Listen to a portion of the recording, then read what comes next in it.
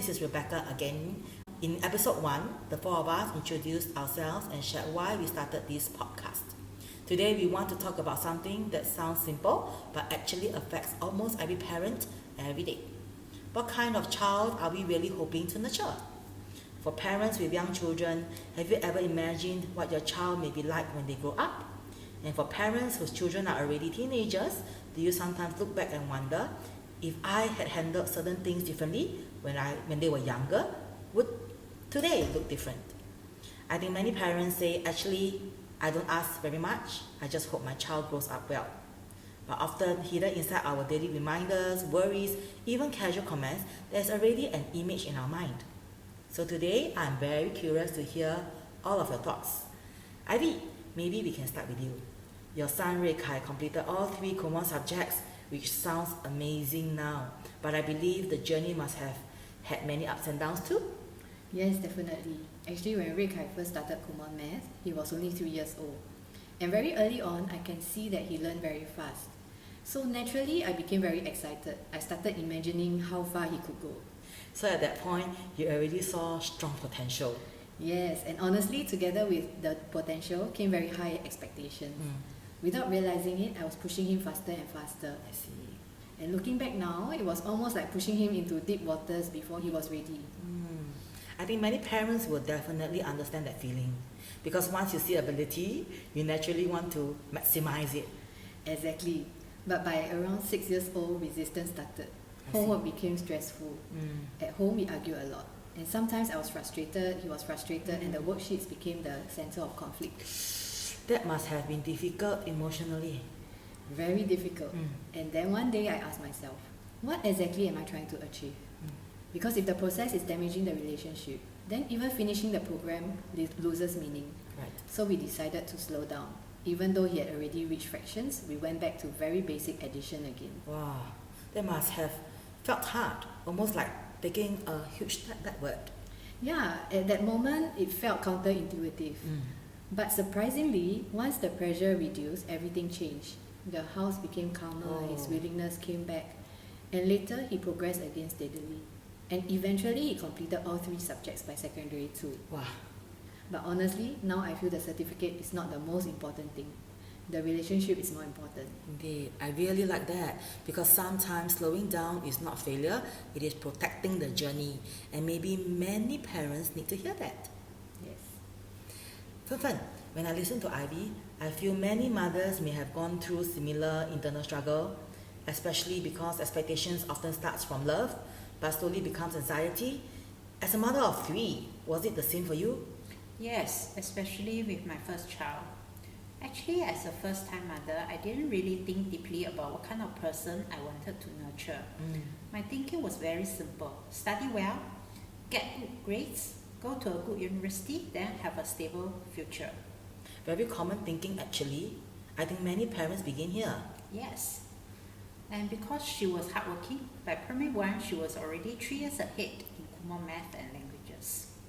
So naturally, I expected school to also go very smoothly.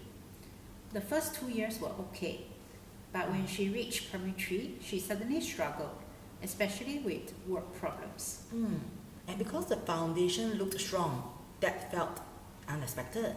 Exactly, I was shocked, and honestly, I panicked. So I reacted badly. I bought many assessment books, made her do a lot more practice, sometimes even scolded her when she made mistakes. That the atmosphere at home became very tense. And did the extra practice help? Very limited. That was the strange part. Even though I increased the amount, the result did not improve much. Later, I even sent her to a tuition center for work problems. At that time, I thought maybe she was not trying hard enough, but later I realized that was not true. That reflection came after PSLE? Yes. After PSLE, I really asked myself, what exactly am I expecting? Am I doing this because it truly helps her? Or because I need reassurance myself? That changed many things. I started looking at her strengths more carefully.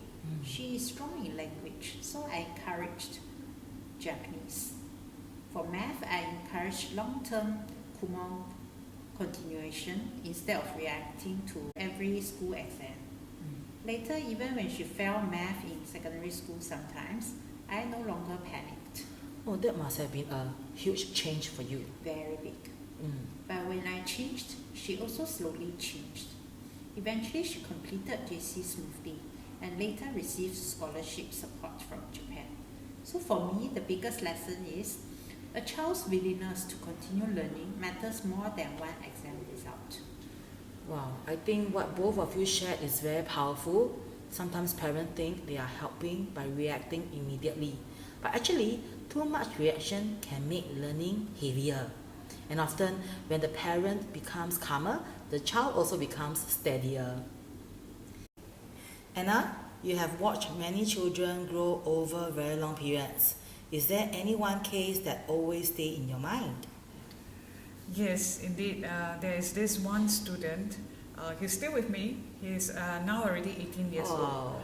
Yeah, when he started, he has learning difficulties and also delayed development.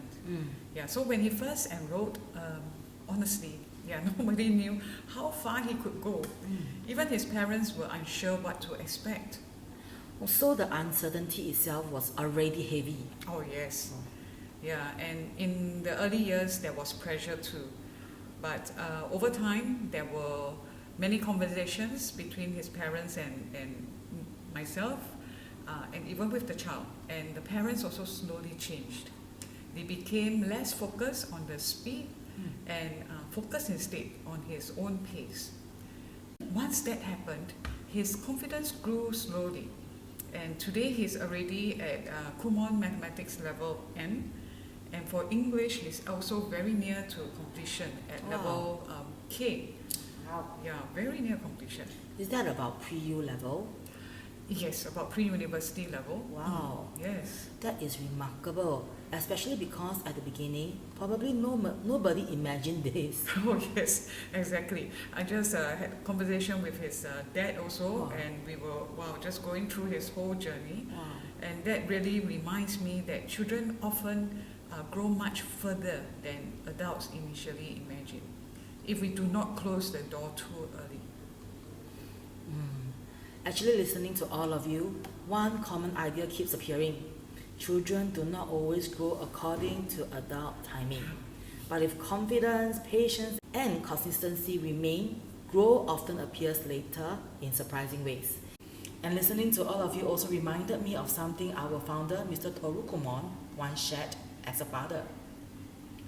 Toru Kumon once shared a very practical example from family life.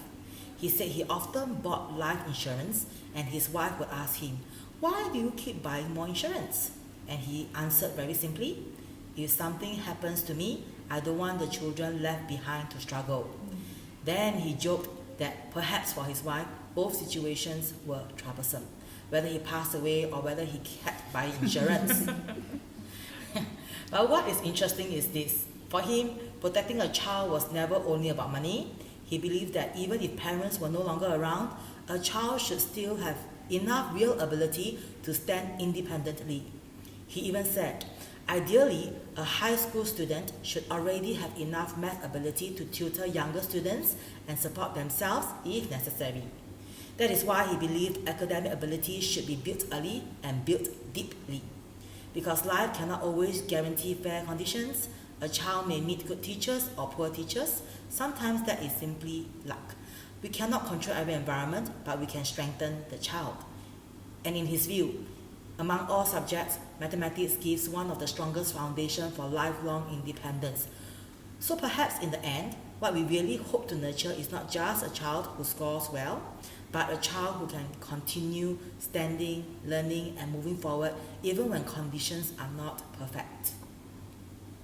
So, in the next few episodes, we want to explore these deeper and often invisible skills behind long-term growth. Because perhaps the kind of child we want to nurture is not built through one big moment, but through many small moments happening consistently over many years. And these are the things we hope to slowly unpack together in the coming episodes. Thank you and see you! See you!